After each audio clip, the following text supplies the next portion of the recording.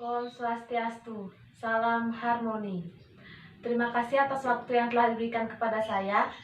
Sebelumnya perkenalkan, nama saya Nilo Putu Ayu Eka Sri Paramita dengan NIM 1911031219 dari kelas 3D. Di sini saya akan membahas mengenai model pembelajaran discovery learning. Model pembelajaran discovery learning adalah suatu model pembelajaran yang mendorong siswa untuk mengidentifikasikan suatu permasalahan yang ingin mereka ketahui. Kemudian dilanjutkan dengan mengumpulkan sejumlah informasi secara relevan. Setelah itu, peserta didik melakukan diskusi bersama kelompoknya dan mampu menyimpulkan hasil kerjanya. Sintaks model pembelajaran discovery learning yaitu yang pertama, stimulus atau memberi rangsangan.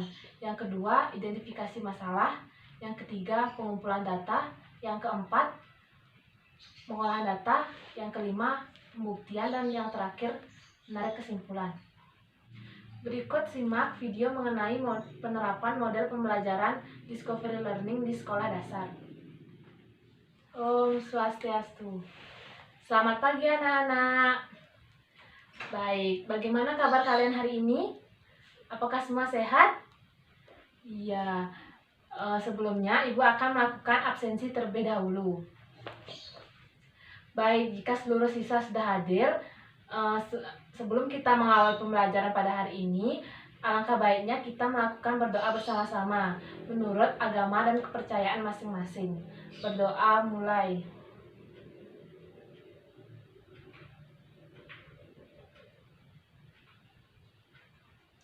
Berdoa selesai. Nah, apakah anak-anak sudah siap mengikuti pelajaran hari ini? Agar menambah semangat, ayo kita bersama-sama menyanyikan lagu Garuda Pancasila. Ibu pimpin.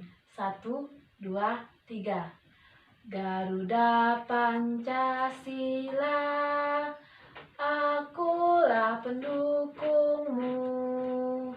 Patriot proklamasi, sedia berkorban untukmu. Pancasila dasar negara, rakyat adil makmur sentosa, pribadi bangsaku. Ayo maju, maju, ayo maju, maju, ayo maju, maju. Baik, sebelum mulai pembelajaran, apakah anak-anak sudah membaca di rumah? Jika ada sebagian yang belum, marilah kita melakukan literasi terlebih dahulu selama kurang lebih 15 menit. Baik, setelah kita selesai melakukan literasi, marilah kita mulai pembelajaran IPA dengan tema kelistrikan dan teknologi listrik di lingkungan, subtema konsep listrik statis. Terlebih dahulu, Ibu akan menjelaskan sedikit mengenai prinsip kelistrikan pada sistem saraf manusia dan hewan-hewan apa saja yang menghasilkan listrik. Kelistrikan pada saraf. Sistem saraf manusia terdiri dari dua, yaitu sistem saraf pusat dan sistem saraf otonom. Sistem saraf pusat terdiri dari otak, medula spinalis, dan saraf perifer. Saraf perifer ini adalah serat saraf yang mengirimkan informasi sensoris ke otak atau ke medula spinalis yang disebut dengan saraf aferen. Sedangkan serat saraf yang mengantarkan informasi dari otak ke otot kemudian ke kelenjar disebut dengan saraf eferen.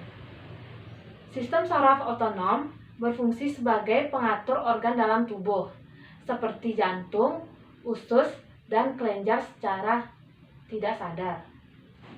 Sistem kelistrikan pada saraf ditunjukkan dengan adanya kecepatan impuls serat saraf yang merupakan kemampuan mengantarkan impuls. Serat saraf terdiri dari dua macam, yaitu bermelin dan myelin. Bermelin merupakan isolator yang baik dan memiliki kemampuan mengantarkan listrik secara rendah. Aliran sinyalnya dapat meloncat dari satu impuls ke impuls lainnya. Ketika sel-sel bekerja mengirimkan sinyal berupa energi listrik, pada saat potensial listrik antara membran sel bagian dalam dan luar sama, maka sel tersebut akan mengirimkan lagi energi. Akan tetapi, saat beda potensial listrik antara kedua bagian membran sel itu sama, tubuh manusia kembali memproduksi cairan logam kalium dan natrium dalam tubuh dan terjadi proses oksidasi. Sehingga elektron dan cairan logam kalium akan kembali bergerak menuju cairan logam natrium. Ketika elektron bergerak dari cairan logam kalium menuju cairan logam natrium, sel akan kembali bermuatan sehingga kembali menimbulkan beda potensial listrik antara keduanya. Hal inilah yang menyebabkan energi listrik pada sel-sel tubuh manusia tidak pernah habis. Selanjutnya, Ibu akan menjelaskan contoh-contoh hewan yang menghasilkan listrik. Hewan-hewan yang menghasilkan listrik yaitu ada ikan pari elektrik, ada hiu kepala martil, ada belut listrik, dan lain sebagainya. Di sini Ibu akan menjelaskan satu contoh hewan yang menghasilkan energi listrik yaitu belut listrik. Belut listrik memiliki bagian tubuh seperti ekor. Di bagian ekor inilah terdapat baterai-baterai kecil berupa lempengan horizontal dan vertikal. Jumlahnya sangat banyak, lebih dari 5.000 buah. Untuk navigasi, belut listrik ini hanya membutuhkan tegangan listrik yang kecil. Namun, ketika bertemu musuh atau mangsanya, belut listrik ini akan menghasilkan tegangan yang semaksimal mungkin melalui kepala dan ekornya yang ditempelkan pada tubuh musuh atau mangsanya. Arus listrik sekitar 1 ampere yang ditimbulkan akan membunuh mangsa atau musuhnya tersebut. Hewan lain tidak akan terganggu karena mereka tidak bersentuhan langsung dengan tubuh atau ekor dari belut listrik tersebut. Baik, setelah Ibu menjelaskan sedikit materi tadi, kita akan melanjutkan dengan melakukan model pembelajaran discovery learning. Setelah tadi Ibu menjelaskan sedikit materi mengenai kelistrikan pada saraf, coba sekarang kita praktekkan sama-sama dengan cara menyogokkan sikut kita ke meja, seperti ini. Jika sudah, apa yang anak-anak rasakan ketika menjogokkan sikut kalian ke meja? Pasti rasanya sakit.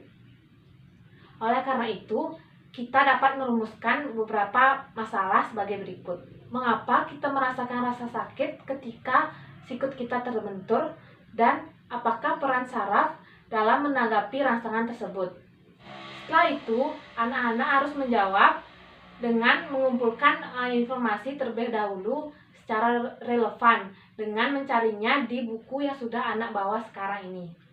Setelah anak-anak mencari dan mengumpulkan informasi dari buku yang sudah anak-anak baca, anak-anak bisa mendiskusikan jawabannya bersama teman-teman untuk memperoleh jawaban yang relevan. Setelah selesai melakukan diskusi, kita akan melakukan pembuktian, di mana soal yang sudah Ibu berikan dengan jawaban yang sudah anak buat itu apakah sesuai atau tidak. Setelah itu tahap terakhir yaitu menarik kesimpulan. Jadi, ketika sikut tangan terbentur sebenarnya bukan berasal dari tulang siku, melainkan karena ada saraf ulnar yang ada di dalamnya. Saraf ulnar adalah saraf yang terbentang di sepanjang siku hingga jali kelingking. Fungsinya sebagai pengatur otot yang memudahkan pergerakan jari, tangan, serta otot lengan. Saraf ulnar yang terletak pada siku hanya ditutupi dengan kulit dan lemak saja. Saraf ulnar pada siku terletak di bagian belakang humerus, yakni tulang yang membentang mulai dari siku hingga bahu. Terdapat saraf ulnar yang tidak tertutupi oleh tulang dan otot, sehingga bagian ini terbuka tanpa perlindungan sehingga menyebabkan sensitif. Itulah yang mengakibatkan ketika siku kita terbentur tanpa disengaja, saraf ulnar tidak di area siku itu akan mengirimkan sinyal ke otak secara cepat. Otak pun merespon hal ini dengan menimbulkan sensasi kesemutan seperti kesetrum listrik atau kesakitan. Sekian penerapan model pembelajaran mengenai discovery learning. Apabila ada kesalahan kata mohon dimaklumi. Saya tutup dengan Parang Santi. Om Santi Santi Santi Om. Salam harmoni.